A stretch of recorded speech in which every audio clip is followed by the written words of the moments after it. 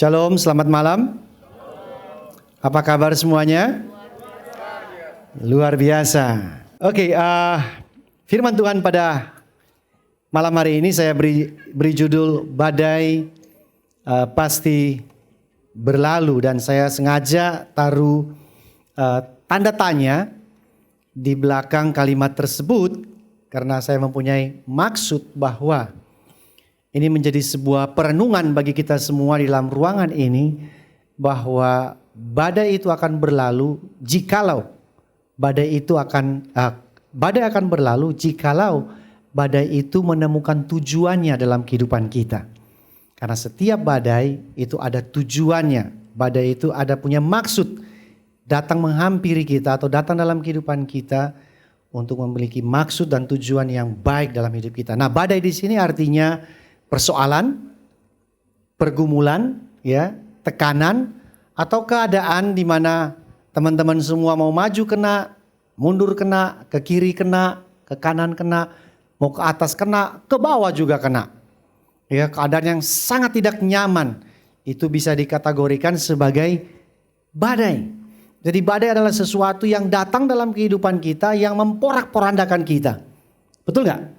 Yang menjungkir balikan segala sesuatu tatanan yang biasanya ada di dalam kehidupan kita jadi terbalik semuanya.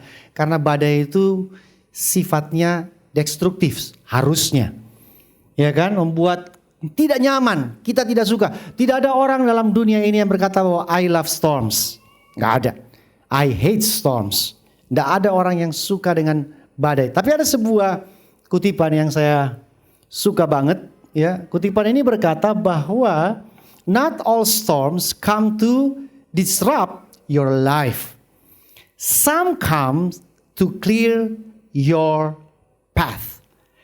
Tidak semua badai datang untuk menghancurkan saudara, untuk membunuh saudara, ya, untuk meremukkan saudara, untuk menghabisi saudara. Karena ada beberapa badai yang datang mempunyai tujuan yang baik. Apa itu? To clear, untuk membersihkan, menjernihkan, ya, jalan kita supaya kita bisa melihat lebih baik, kita melihat lebih jelas. Jadi ada badai yang sengaja datang dalam kehidupan saudara untuk membersihkan jalan saudara, pandangan saudara, supaya saudara dan saya bisa melihat lebih jelas tujuan yang ada di depan. Ada amin di rumah Tuhan? Jadi tidak semua badai itu jahat, tidak semua badai itu ganas, tidak semua badai itu buruk.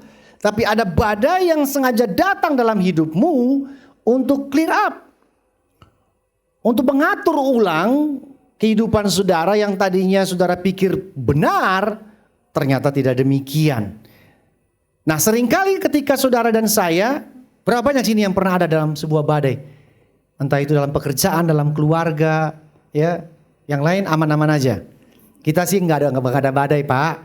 Bro, kita di sini cuma angin sepoi-sepoi aja, nggak ada badai. But trust me, percaya, dalam satu kehidupan manusia pasti dia pernah ada dalam sebuah badai. Entah dalam keluarganya, entah di dalam pekerjaannya, entah di dalam hubungannya dengan orang lain, atau badai yang ada dalam dirinya sendiri. Di mana dia tidak tahu tujuan hidupnya. Dia tidak tahu dia harus pergi kemana, apa arti dia hidup di dunia ini. Dia merasa galau, dia merasa bingung, dia merasa frustasi. That's a storm. Itu adalah sebuah badai. Betul? Saudara ragu dengan sesuatu, saudara bimbang dengan sesuatu, itu adalah badai. Karena badai sifatnya membingungkan, membuat bimbang. Nah, seringkali kalau seseorang berada dalam sebuah badai, dalam sebuah masalah, dalam sebuah persoalan, ada beberapa pertanyaan yang suka muncul dalam benaknya, dalam pikirannya. Biasanya gini, ada sesuatu yang baik gak, tujuan yang baik dalam sebuah persoalan? Kan jarang tuh kita mikir gitu kan. Ada gak tujuan yang baik dalam sebuah tekanan? Ada gak tujuan yang baik dalam sebuah badai yang sedang saya hadapi? Atau badai yang mana nih Pak yang membawa tujuan yang baik dalam hidup saya? Karena sudah terlalu banyak badai yang ada dalam kehidupannya dia. Sehingga dia bingung badai yang mana membawa tujuan yang baik. Badai di dalam kehidupan seseorang akan bisa berulang kembali hanya jikalau kita belajar sesuatu daripadanya. badai atau masalah dalam kehidupan seseorang, masalah itu akan bisa berulang kembali hanya jika saudara dan saya belajar sesuatu daripadanya. Kalau kita tidak ambil pelajaran daripadanya, ada kecenderungan masalah itu akan coming back, akan kembali. Betul? Betul?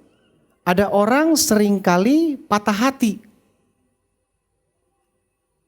Terus dia menyalahkan orang lain, bahwa orang lain yang membuat dia patah hati. Padahal mungkin bukan karena orang lain yang membuat dia patah hati. Dia sendiri yang membuat dirinya patah hati. Karena mungkin dia terlalu cepat memilih pasangan. Dia terlalu cepat dekat dengan seseorang tanpa dia sortir dulu, dia filter, dia berteman dulu. Cepat-cepat langsung ke hubungan yang lebih serius. Dan ternyata dasarnya tidak kuat, putus dan kemudian patah hati. Dan itu terus berlangsung, terus dia nggak tahu akarnya apa ini sampai saya selalu dikecewakan. Siapa di sini yang pernah sakit gigi? Banyak. Jarang gosok gigi ya. Kalau saudara sakit gigi, ya saudara datang ke dokter gigi dan saudara diperiksa, mungkin ada bolong, saudara dibersihin, terus kemudian ditambal ya di pelamber itu. Pasti dokter bilang begini, rajin sikat gigi, betul nggak? Karena kalau saudara tidak menarik sebuah pelajaran, kenapa saya sikat gigi dan saudara tidak rajin, kenapa saya sakit gigi dan tidak rajin sikat gigi, ada potensi besar saudara akan kembali lagi ke dokter gigi. Benar gak sih? Iya kan? Karena saudara pulang 3-4 bulan saudara habis makan coklat, habis makan malam, saudara langsung tidur gak sikat gigi. Jangan kaget, 6 bulan kemudian saudara akan bilang, halo Pak Dok, it's me again. Benar gak sih? Karena sakit gigi itu tidak memberikan, sakit gigi itu saudara tidak menarik sebuah pelajaran, kenapa saya bisa sakit gigi lagi. Sampai saudara paham, saudara bisa menarik tujuan dari sakit gigi tersebut. Oh, ternyata itu karena saya tidak rajin sikat gigi, maka urusan akan selesai. Kalau saudara belum dapat alasannya, saudara belum dapat tujuannya, bahwa ini karena malas sikat gigi, akan kembali lagi. Nah, badai itu seperti itu. Nah, saya punya sebuah cerita, saya akan bacakan buat kita semua. Ini sebuah cerita mengenai badai. Pada hari itu, waktu hari sudah petang, Yesus berkata kepada mereka, marilah kita bertolak kemana? Seberang. Jadi Yesus yang ajak. Yesus ajak murid-muridnya untuk menyeberang ke seberang naik perahu. Mereka meninggalkan orang banyak itu bertolak dan membawa Yesus beserta dengan mereka dalam perahu di mana Yesus telah duduk, dan perahu-perahu lain juga menyertai dia. Jadi ada banyak perahu, bukan satu saja. Lalu mengamuklah taufan yang sangat dahsyat dan ombak menyembur. Di dalam Injil ini Markus ya. Di dalam Matius dan Lukas dibilang sekonyong-konyong. Suddenly. Ya. Jadi badai ini datang tiba-tiba. Biasanya secara fenomena alam, badai itu kalau mau datang dia mesti kasih sign dulu, bukan? Saudara tahu kalau badai mau datang signnya apa? Langit mulai gelap. Betul? Terus angin mulai apa tuh namanya? Kecepatannya lebih tinggi. Setuju nggak? Ya, tadinya plastik yang terbang, sekarang nggak plastik. Atap seng, rumah naik. Wah, ini badai nih, ya kan? Dia selalu ada sign, tapi yang ini nggak pakai sign. Langit cerah, cemerlang, langit biru, matahari bersinar. Tiba-tiba langsung badai, boom. Lalu mengamuklah, menyembur, masuk dalam perahu sehingga perahu itu mulai penuh dengan air. Pada waktu itu Yesus sedang apa? Tidur di buritan di sebuah tilam. Maka murid-muridnya membangunkan dia dan berkata kepadanya, Guru, engkau tidak peduli kalau kita binasa. Ayat berikutnya. Ia pun bangun menghardik angin itu dan berkata kepada danau itu, diam, tenanglah. Lalu angin itu reda. Nah ini juga nih, sekonyong-konyong. Jadi badainya datang tanpa sign, tanpa tanda-tanda sekonyong-konyong. Berhentinya juga sekonyong-konyong. Nah saudara, kalau jadi murid tuh bingung gak kira-kira sih? Datang gak diundang, pulangnya juga gak diantar nih. Gak pakai permisi, hilang aja gitu, tiba-tiba langsung, pus, loh, teduh. Oke?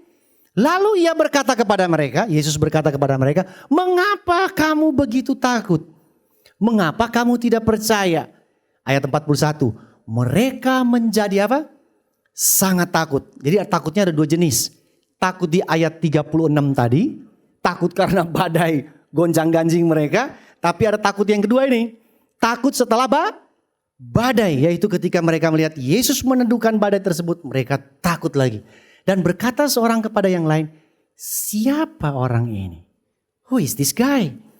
Sehingga angin dan danau pun taat kepadanya. Pertanyaan, siapa dalam ruangan ini percaya bahwa badai yang datang sekonyong-konyong ini adalah badai yang memiliki tujuan? Gak usah malu, ini bukan benar atau salah. Siapa yang percaya bahwa badai yang datang kepada murid yang sekonyong-konyong, langit cerah tiba-tiba badai, terus Yesus bilang diam langsung pergi lagi badainya. Siapa yang bilang itu badai punya tujuan? Ada tujuan di dalamnya. Oke. Siapa yang bilang enggak ada tujuan Pak, itu badai iseng? Siapa? Enggak ada juga. Oke, saya sudah tahu yang sisa ini. Kamu ngomong apa sih? Aku bukan orang Indonesia. Ya, menurut saya badai ini punya tujuan. Karena kenapa? Datangnya tiba-tiba, perginya juga tiba-tiba. Selesai, pergi. Datang, selesai, pergi. Udah. Tapi badai ini mempunyai tujuan. Kenapa punya tujuan? Karena Yesus bilang begini, marilah kita bertolak ke seberang. Gara-gara kalimat itu, mereka naik perahu, dan kemudian badai datang menghajar mereka. Benar gak sih? Betul kan? Gara-gara kalimat ajakan itu. Nah, percayalah kalau Tuhan yang ajak, selalu ajakannya punya tujuan. Dan pasti baik. Kalau manusia ajak kamu, belum tentu baik. Kalau ada seseorang ajak, lawan jenisnya belum tentu baik. Tapi kalau Yesus yang ajak, pasti baik. Tapi waktu mereka kena badai, mereka pikir gak baik. Karena mereka hampir mati. Nah, perhatikan baik. Ada dua tujuan di dalam ajakan Yesus tadi. Mari kita bertolak ke seberang. Ada dua tujuan di dalamnya. Tujuan yang pertama adalah di seberang. Setuju? Yang kita belum tahu ada apa sih di seberang. Ada babi guling kah, nasi bali kah, gak tahu tuh ada apa tuh. Tujuan yang kedua adalah di dalam proses perjalanan menuju ke seberang. Setuju gak? Jadi ada dua tujuan ya. Waktu Yesus bilang, mari kita bertolak ke seberang, ada dua tujuan di dalamnya. Di seberang dan proses menuju ke seberang. Nah, mari kita lihat sekarang proses perjalanan menuju ke seberang. Tujuannya yaitu badai tersebut. Badai yang sengaja datang, dan saya tahu dia punya sutradara namanya Tuhan, betul? Yang sengaja dia turunkan badai itu karena di dalam badai itu ada hal-hal yang sengaja dia mau murid-murid belajar di dalamnya pada saat mereka di dalam badai. Yang pertama adalah badai itu menyingkapkan mata para murid untuk melihat siapa Yesus sebenarnya. Ada di kalimat terakhir. Badai itu membuka mata mereka melihat Yesus yang bersama-sama dengan mereka. Nah, perhatikan baik ya. Yesus sudah ada dalam perahu sebelum badai datang. Setuju enggak? Setuju ya? Tapi waktu Yesus dalam perahu sebelum badai datang, murid-muridnya itu biasa aja. Ya, Yesus guru kami. Tapi waktu badai datang, ngomongnya lain. Ini siapa? Loh, saudara paham enggak sih? Seperti belum kenal. Ini siapa? Lah kalau dia tanya gitu kan dia bilang, lah kan gue dari tadi di sini. Saudara paham gak sih? Saya kan bersama-sama kalian. Sudah dari sebelum naik perahu pun saya sudah bersama-sama dengan kalian. Kenapa sekarang baru tanya, siapa gerangan orang ini? Karena badai itu membuka mata para murid-muridnya. Mereka melihat Yesus lebih jelas. Mereka melihat Yesus lebih dekat. Mereka melihat Yesus lebih dalam. Mereka melihat Yesus lebih baik. Ketuhanannya, kedaulatannya, kemahakuasaannya itu kelihatan terpapar sangat jelas. Waktu kapan? Di dalam badai. Coba pikir baik-baik. Tuhan di dalam badai biasanya berbeda dengan Tuhan di luar badai. Tuhan di dalam badai biasanya berbeda dengan Tuhan di luar badai. Karena kalau saudara dan saya lagi nyaman, lagi diberkati, dompet lagi tebal, bisnis lagi lancar, Tuhannya biasa-biasa aja tuh. Benar gak sih? Betul? Nanti kalau sudah patah hati, udah mau bunuh diri, udah hilang tujuan pengharapan, baru Tuhan bikin sesuatu. Hebat banget nih Tuhan. Lah kan dari sebelumnya sudah ada dia. Saudara paham maksud saya? Badai itu membantu saudara menyingkapkan mata saudara untuk melihat dia lebih baik, lebih jelas siapa dia sebenarnya. Hari ini tujuan saya membuat saudara jatuh cinta dengan badai. Karena dia membantu saudara, dia menyingkapkan mata saudara untuk melihat Yesus lebih baik dari sebelumnya. Padahal dia sudah ada dalam perahu. Benar gak sih? Jadi masalah tekanan yang datang dalam kehidupan saudara adalah alat untuk membuka mata saudara melihat siapa Tuhan yang sebenarnya yang sudah bersama-sama dengan saudara. Yang saudara puji dia tiap hari, yang saudara berdoa kepada dia setiap hari, yang saudara baca firman-Nya setiap hari, yang setiap hari Minggu saudara datang menyembah dia di tempat ini. Itu menyingkapkan mata kita untuk melihat dia lebih jelas. Makanya tadi saya bilang, Tuhan di dalam badai biasanya beda sama di luar badai. Oke, terus kemudian Bapak Ibu lihatin sini. Mana tuh? Aduh, gak kelihatan ya, kehalang ya. Dia bilang ada kata taat. Jadi habis mereka terbuka mata mereka melihat siapa Yesus yang sebenarnya. Dan mereka mengatakan, hei, danau dan angin pun taat kepada orang ini. Nah sebenarnya ini sedikit satir. Yang harus taat itu bukan danau dan angin. Yang harus taat itu yang ada dalam perahu. Yaitu para murid. Setuju gak? Setuju gak? Tapi karena mata mereka masih tertutup. Mata mereka belum melihat keilahian Yesus. Ketuhanannya Yesus. Mereka susah untuk taat kepada dia. Biasa. Guru biasa. Tapi begitu badai. Hajar. Bab. Kebuka matanya. Oh, ini orang sama kita ini bukan orang biasa. Dia punya super power. Dia punya kekuasaan yang tinggi banget. Ini danau sampai taat. Nah itu sebenarnya Tuhan mau sindir. Yang harus taat itu bukan angin sama danau. Lu yang harus taat. Halo, ada amin di rumah Tuhan? Masalah membantu saudara untuk taat kepada Tuhan. Amin. Taat ini datang dari terbukanya mata mereka. Melihat Tuhan lebih jelas, lebih baik. Ketaatan yang datang dari pengenalan. Betul? Ketaatan yang datang dari mana? Pengenalan. Kalau saudara gak kenal, percayalah saudara gak mungkin taat. Halo, saya ulangi. Kalau saudara gak kenal, percayalah saudara gak mungkin taat. Betul gak sih?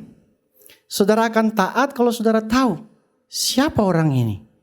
Posisi orang ini apa? Kuasanya apa? Otoritasnya apa? Maka saudara akan cenderung taat. Kenapa kita taat sama polisi? Kita takut sama dia. Karena kita tahu siapa dia. Benar gak sih? Dia punya power, dia punya kekuatan, dia punya otoritas untuk tangkap kita, betul? Tapi kalau orang yang gak kenal polisi, dia takut gak? Katakanlah orang gila. Takut gak dia sama polisi? Dia malah polisi yang takut sama orang gila. Benar gak sih? Jadi ketaatan yang datang dari pengenalan. Yang kedua, badai ini menyingkapkan mata para murid terhadap siapa? kondisi hati mereka sendiri. Ya, ada di ayat sebelumnya. Nah, mana tuh?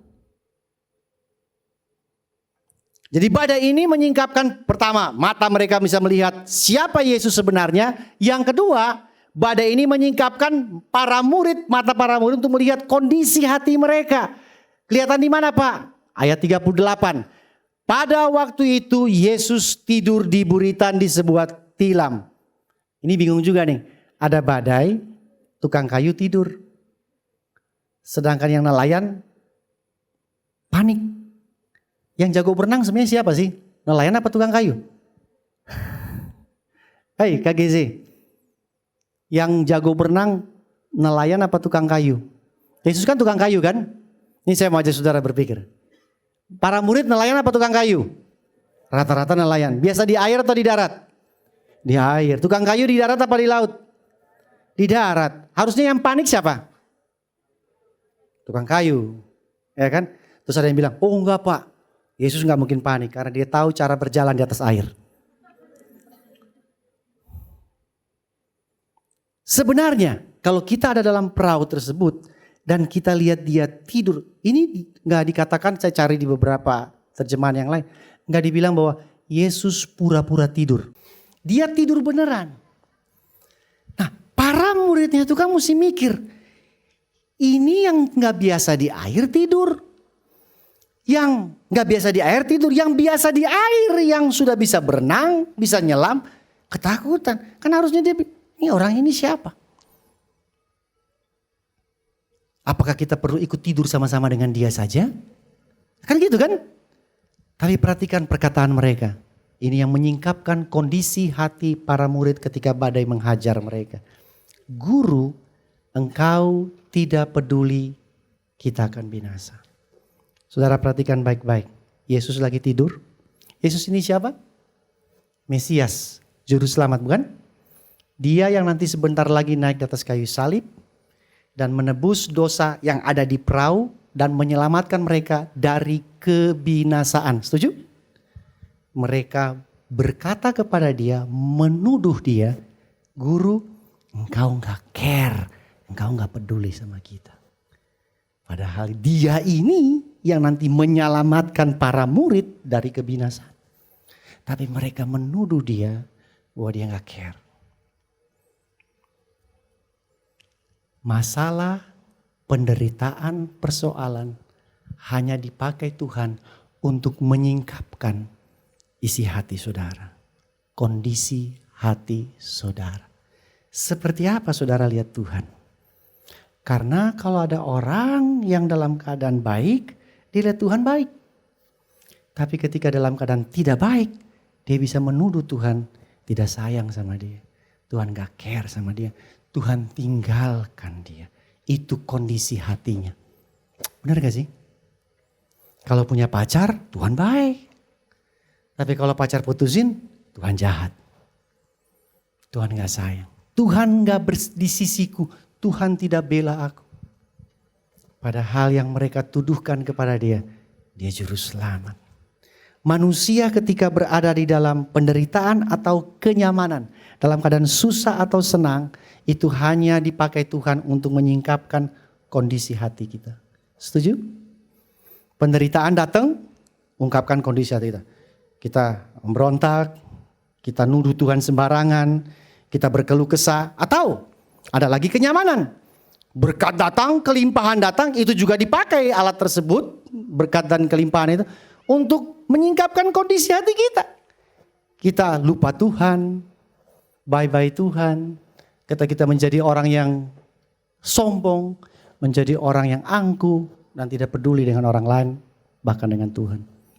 Jadi kedua ekstrim ini antara penderitaan maupun kenyamanan dipakai untuk menyingkapkan kondisi hati saudara. Amin. Jadi dalam keadaan menderita, puji Tuhan saudara bisa terbuka mata saudara melihat hati saudara. Tapi jangan lupa pada saat saudara diberkati, saudara nyaman, itu pun alat dipakai Tuhan menyingkapkan kondisi hati saudara. Hei, benar gak sih? Karena buat saya yang paling berbahaya mendingan dihajar badai sekalian daripada angin sepoi-sepoi menghanyutkan. Betul? Di dalam kenyamanan seperti itu sangat mematikan. Benar gak? Karena dia akan berpikir bahwa everything okay. Hati saya baik, tahu-taunya enggak. Jadi badai dipakai untuk menyingkapkan kondisi hati kita. Dan Yesus berkata kepada mereka pun, respon kepada murid-murid itu adalah ini. Mengapa kamu begitu takut dan mengapa kamu tidak percaya? Kata takut dan tidak percaya itu di hati mereka. Jadi Tuhan juga menunjukkan hati mereka. Badai itu hanya menunjukkan bahwa ternyata hati kamu itu takut dan hati kamu itu tidak percaya. Siapa di sini yang yakin bahwa sebenarnya sebelum badai datang, mereka itu takut dan tidak percaya? Setuju nggak? Setuju nggak? Setuju? Yes. Sebelum badai itu datang, sebelum persoalan itu datang, mereka sebenarnya sudah takut dan tidak percaya. Badai itu datang cuma hanya membantu menyingkapkan apa yang sudah ada. Ada orang yang berkekurangan, tidak punya duit banyak, jujur. Tapi begitu punya duit banyak, jadi serakah. Apakah serakah datang waktu duitnya banyak? Enggak. Duit banyak hanya menyingkapkan keserakahan yang sudah ada sebelum duit banyak datang. Setuju? Yes. Apakah orang yang sebelum punya pacar setia, begitu tidak punya pacar setia, begitu punya pacar jadi tidak setia? Apakah pacarnya membuat dia tidak setia? Tidak. Pacarnya itu hanya membantu dia menyingkapkan ketidaksetiaannya dia yang sudah ada sebelum dia punya pacar. Setuju? Jadi semua persoalan, semua badai yang datang dalam kehidupan saudara itu hanya menyingkapkan apa yang already there. Yang sudah ada di sana. Apakah itu kesombongan? Apakah itu keserakahan? Apakah itu iri hati? Apakah itu dengki? Apakah itu dendam? Apakah itu minder? Macam-macam itu cuman datang dan menyingkapkan. Memperlihatkan yang sudah ada. Yang terakhir ada di dalam ayat ini.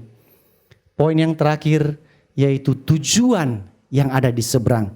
Badai itu datang untuk menyingkapkan tujuan yang di seberangnya. Yesus tadi berkata, mari kita bertolak ke seberang. Ada apa di seberang? Lalu sampailah mereka di seberang danau. Udah sampai nih. Jadi ini saya gambarin lagi ya. Badai hajar. Ingat, murid-murid Yesus tidak semua nelayan. Ada yang dokter. Ya kan? Mungkin yang dokter ini lagi masih muntah-muntah, masih karena kan badai, ya kan, mabok, ya masih jalannya miring-miring. Baru sampai di danau, di seberang danau, baru turun, Yesus baru turun dari perahu. Datang apa? Seorang yang kerasukan roh jahat. Murid-murid mungkin berpikir gini, ini baru dihajar badai, ya, mabok. Ya sampai di seberang begitu turun ya paling tidak teh anget deh ya kan. Teh anget sama nasi apa jinggo gitu untuk kita memulihkan tenaga kembali.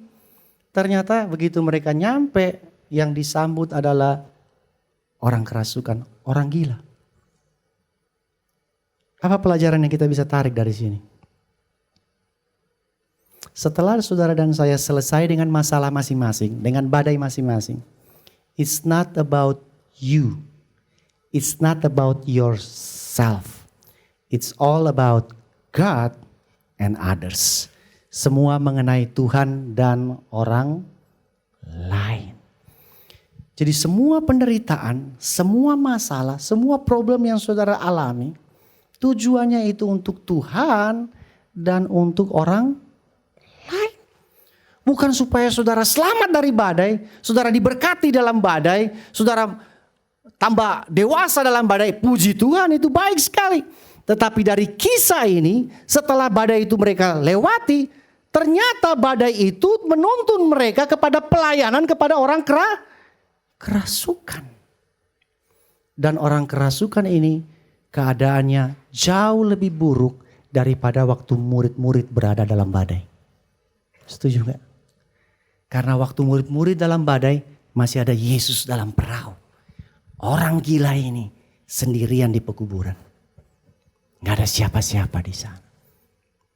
Masalah, problem yang saudara alami apa saja, finansial, hubungan, keluarga, dengan diri sendiri.